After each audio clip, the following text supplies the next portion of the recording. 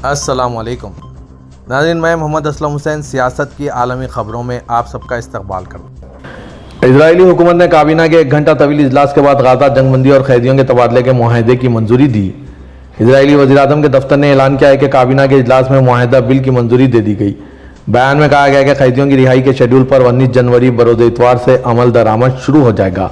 इस मुआहदे पर Israeli security काबीना की मंजूरी के बाद काबीना के इजलास में बहस व मुबाहसा शुरू हुआ।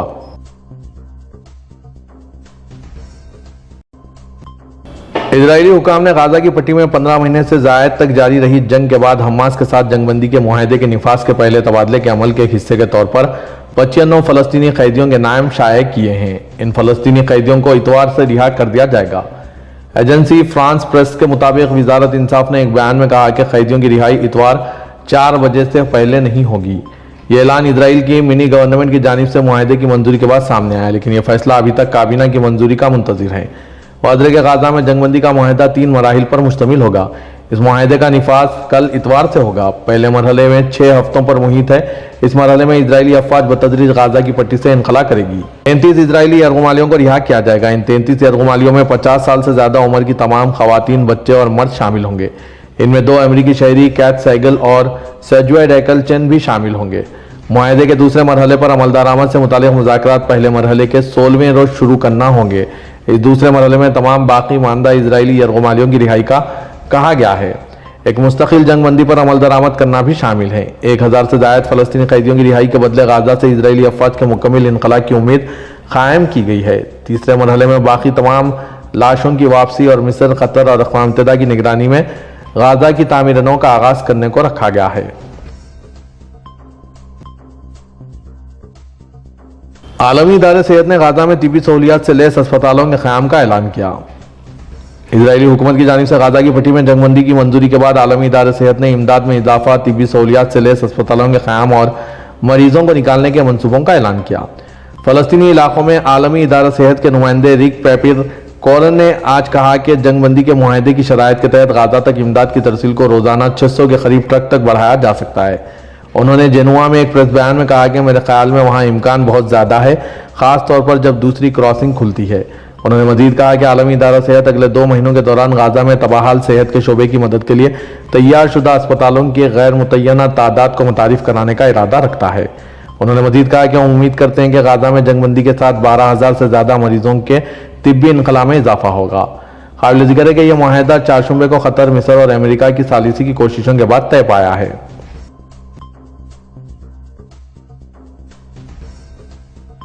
इजराइल हमास जंगबंदी मुआहदे के चारशंबे को ऐलान के बाद से अब तक कम से कम 86 फ़लस्तीनी बशमुल 23 बच्चे शहीद हो गए। फ़लस्तीनी सिविल डिफेंस ने यह बात बताई। इन शहादतों में 73 गाजा शहर के शुमाल में, 4 वसती गाजा में और 9 जुनूबी गाजा में हुए। मरने वालों में 27 ख़वातीन शामिल है, जबकि 258 से ज़्यादा अफराद जख्मी हुए। इजरायली फ़ौज ने कहा कि इसकी फ़िज़ाइया ने गाजा में तकरीबन 50 मुकामात को निशाना बनाया। मिस्र, कतर और अमेरिका ने इजराइल और हमास के दरमियान ला सफाई कराई है ताकि गाजा में जंग खत्म हो जाए। हमास और इजराइल के दरमियान गाजा में जंगबंदी के मुआहदे के ऐलान के बाद फ़लस्तीनी तहरीक हमास के एक रहनुमा ने तस्दीक की है कि 15 माह की जंग के बाद हुए इस मुआहदे के पीछे नौमुंतखब अमरीकी सदर ट्रंप का हाथ है। हमास के रहनुमा बासिम नई ने अल अरबिया न्यूज़ से बात करते हुए कहा कि गाजा में जंगबंदी का मुआहदा डोनाल्ड ट्रंप के बगैर मुमकिन नहीं होता। बासिम नईम ने यह भी कहा कि ट्रंप इंतजामिया के दबाव के बगैर मुआहदा तय नहीं पाता। मुआहदे तक पहुंचने में ताख़ीर इजरायली वज़ीर-ए-आज़म बेंजामिन नेतन्याहू की वजह से हुई। नईम ने अल अरबिया को इंटरव्यू में मजीद कहा कि ट्रंप इंतजामिया ने नेतन्याहू पर मुनासिब दबाव डाला। इससे यह जाहिर होता है कि जो बाइडन इंतजामिया गाजा में किसी मुआहदे तक पहुंचने में तज़-ब-ज़ब का शिकार थी। इससे कबल डोनाल्ड ट्रंप का ख्याल था कि अगर इनकी टीम की कोशिशें ना होती तो मुआहदा मंजर-ए-आम पर ना आता और कैदी कई माह तक गाजा में नजरबंद रहते। ट्रंप ने डैन बोइंगियों के प्रोग्राम में कहा था कि अगर हम मुदाखलत ना करें तो यरगुमालियों को कभी रिहा ना किया जाएगा था। उन्होंने जोर देकर कहा कि उन्होंने अपने दावतनामे के साथ ही जल्द मुआहदा करने के लिए अपना रास्ता तब्दील किया और अपने इफ्तिताह से पहले मुआहदे को मुकम्मल करने की जरूरत पर जोर दिया। डोनाल्ड ट्रंप के कौमी सलामती के मुशीर माइक वाल्स ने इससे कबल इस बात की तस्दीक की थी कि कैदियों के तबादले के मुआहदे को मुकम्मल करने का सेहरा नौमुंतखब सदर की ताकत और इनके इंतखाब से हासिल होने वाली रफ्तार के साथ जाता है। लेबनानी सदर जोसेफ ऑन और फ्रांसीसी सदर इमानुएल मैक्रोन के दरमियान लेबनानी फ्रांसीसी सरबराह इजलास बाबदा पैलेस में खत्म होने के बाद दोनों सदूर ने एक प्रेस कॉन्फ्रेंस मुनक्किद की। जोसेफ ऑन ने अपने फ्रांसीसी हममनसब से बातचीत में इस बात पर जोर दिया कि सदर और वज़ीर आज़म के इंतखाब के बाद लेबनानी अवाम का अपनी रियासत पर एतमाद वापस आ गया। उन्होंने मजीद कहा कि आज के दिन वो लेबनान पर दुनिया का एतमाद बहाल करने की कोशिश कर रहे हैं। प्रेस कॉन्फ्रेंस में मैक्रोन ने इस बात पर जोर दिया कि लेबनान जोसेफ ऑन की सदारत की हैसियत से सही रास्ते पर गामजन है। उन्होंने बैनुल-अक़वामी बरादरी से लेबनान की मदद के लिए बिलखुसूस इसकी तामीर नौ के लिए काम शुरू करने का ऐलान करने का भी मुतालबा किया। मैक्रोन ने यह भी वजाहत की कि फ्रांस लेबनान के साथ मिलकर ब्लू लाइन पर सरहद की हदबंदी के लिए काम करेगा। लेबनानी फौज को तरबियत दी जाएगी। इस तरबियत का आगाज 500 फौजियों से होगा।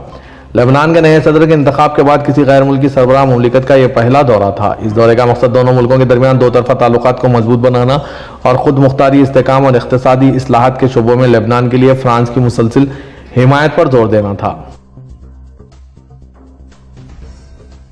कैनेडियन वज़ीर ख़ारजा ने नवमुंतखब अमरीकी सदर के कनाडा के सामान पर कस्टम ड्यूटी बढ़ाने के मुजवज़ा मंसूबे पर सख्त रद्द-ए-अमल जाहिर किया। खबर रसाई AFP के मुताबिक कनाडा के वज़ीर ख़ारजा मेलानी जोली ने कहा कि अगर नवमुंतखब अमरीकी सदर ने कैनेडियन प्रोडक्ट्स पर कस्टम ड्यूटी बढ़ाई तो जवाब में अमरीकियों पर ट्रंप टैक्स आयद किया जाएगा। आज ये कनाडा की जानिब से तिजारती मुखासिमत पर पहला सख्त और बाज़ाब्ता रद्द-ए-अमल था जो डोनाल्ड ट्रंप के बयानात के बाद आया। डोनाल्ड ट्रंप अगले हफ्ते अमेरिकी सदर का हलफ उठाएंगे। उन्होंने कहा है कि वो अपनी मुआशी और खारजा पॉलिसी के मंसूबे के तहत कनाडा से दरामद की जाने वाली अशिया पर 25% टैक्स आयद करेंगे। ट्रंप की मुजवज़ा पॉलिसी के तहत मैक्सिको, चीन और दीगर तिजारती शराकतदार मुल्कों से आने वाली दरामदात पर भी कस्टम ड्यूटी बढ़ाई जाएगी। कैनेडियन वज़ीर ख़ारजा ने कहा कि इस तरह अमेरिकी हमारे खिलाफ तिजारती जंग शुरू करेंगे। शाम में 8 दिसंबर 2024 को बशार अल-असद की हुकूमत के खात्मे के बाद से गैर मुल्की वफूद के शाम के दौरे जारी हैं। अब बैनुल-अक़वामी फौजदारी अदालत की टीम डायरेक्टर जनरल करीम खान की क़यादत में दारुल हुकूमत दमिश्क पहुंची। शाम की सरकारी खबर रसाई साना ने इत्तला दी है कि बैनुल-अक़वामी फौजदारी अदालत के प्रोसिक्यूटर जनरल करीम अहमद खान ने शाम में अबूरी इंतजामिया के सरबराह अहमद शरा से मुलाकात की। यह मुलाकात शाम के वज़ीर ख़ारजा असद शेबानी की मौजूदगी में हुई। दूसरी जानिब बैनुल-अक़वामी फौजदारी अदालत के प्रोसिक्यूटर करीम खान के दफ्तर ने कहा है कि उन्होंने जुमे की शाम शामी हुकाम के साथ इस बारे में बातचीत की है। जंगी जराइम की अदालत हुकाम की जानिब से मुल्क में जराइम के मुर्तकिब अफराद के खिलाफ मुकदमा चलाने की कोशिशों में किस तरह मदद कर सकती है। करीम खान के दफ्तर ने बताया कि उन्होंने शाम में नई इंतजामिया के सरबराह अहमद शरा से मुलाकात की, जिसमें इस बात पर तबादला ख्याल किया गया कि ICC प्रोसिक्यूटर जराइम के लिए एहतसाब की कोशिशों में शामी हुकाम की मदद कैसे कर सकते हैं। अमेरिका के शहर लॉस एंजल्स के मेयर किरण बॉस ने ऐलान किया कि शहरी रहनुमा स्टीव सोबरोफ एक साबिक पुलिस कमिश्नर और आनजानी साबिक मेयर रिचर्ड रोडन के मुशीर चीफ रिकवरी ऑफिसर के तौर पर पॉलिसेट फायर के बाद शहर की तामीर नौ की कोशिशों की क़यादत करेंगे। ये ऐलान रियासती कानून साजों की जानिब से LA काउंटी यानी लॉस एंजल्स काउंटी में तामीर नौ और बहाली की कोशिशों को तेज करने के लिए कानून साजी तजावीज़ का ऐलान करने के एक दिन बाद सामने आया है, क्योंकि हज़ारों अफराद का इनकला बाकी है। उन्होंने कहा स्टीव सोबरोफ का नाम उम्मीद से मुंसलिक है। वो तामीर नौ और तेज रफ्तारी के लिए शहर की एक जामे हिकमत अमली की सिफारिश करेंगे। रिहायशियों, कारोबारों, स्कूलों, गैर मुनाफा बख्श इदारों और पार्कों की वापसी को तेज करना चाहते हैं, जहां हजारों एकड़ रकबे पर आग लगने की वजह से तकरीबन 2 लाख से ज्यादा अफराद बेघर हो चुके हैं।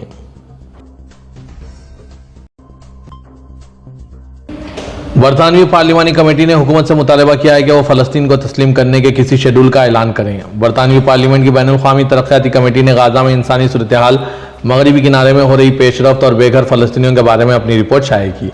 रिपोर्ट में कहा गया है कि 7 अक्टूबर 2023 को हमास के हमलों के जवाब में इसराइल के हमलों के नतीजे में बड़े पैमाने पर शहरी हलाकतें हुई और गाज़ा के शहरी बुनियादी ढांचे की तबाही हुई। रिपोर्ट में मगरबी किनारे और मशरिक़ अल-क़ुद्स में इजरायली कार्रवाइयों को भी जगह दी गई है। बरतानवी राज से एक आज़ाद फ़लस्तीनी रियासत को तस्लीम करने के लिए शेड्यूल का ऐलान करने का मुतालबा करने वाली रिपोर्ट में कहा गया है कि फ़लस्तीनी रियासत को तस्लीम करना मुस्तकिल और पायदार अमन के लिए ज़रूरी है।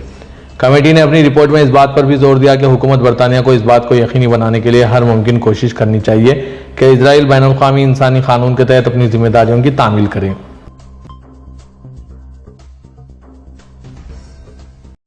अमेरिका के नवमुंतखब सदर डोनाल्ड ट्रंप की हलफबर्दारी की तकरीब का मुकाम तब्दील कर दिया गया। तफसीलात के मुताबिक सर्द मौसम के पेश नज़र डोनाल्ड ट्रंप की हलफबर्दारी की तकरीब का मुकाम तब्दील किया गया। तकरीब पहले कांग्रेस के खुले मैदान में मुनक्किद होने वाली थी, अब कांग्रेस की बिल्डिंग के अंदर रोटंडा एरिया में मुनक्किद होगी।